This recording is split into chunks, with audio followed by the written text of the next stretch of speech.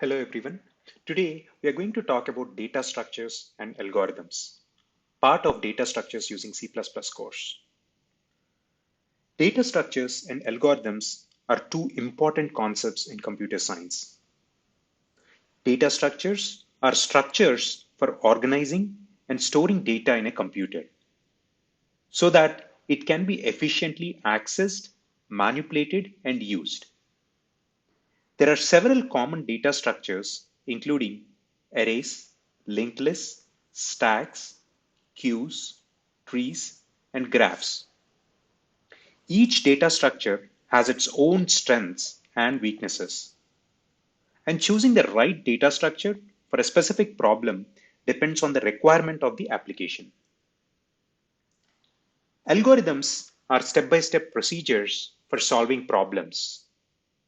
They provide a systematic way of approaching a problem, breaking it down into smaller, more manageable steps, and solving it in a logical and efficient manner.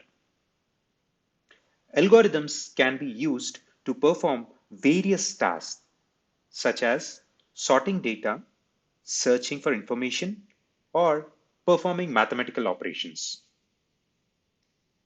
Data structures and algorithms are closely related, as the choice of data structure often affects the efficiency and performance of an algorithm. For example, using a linked list to implement a sorting algorithm may result in a slower performance compared to using an array, because linked lists have a slower access times for individual elements.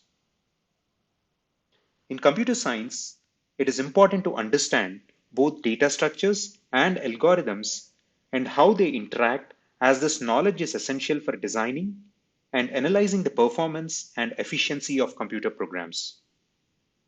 Hope this was helpful. Thank you for watching.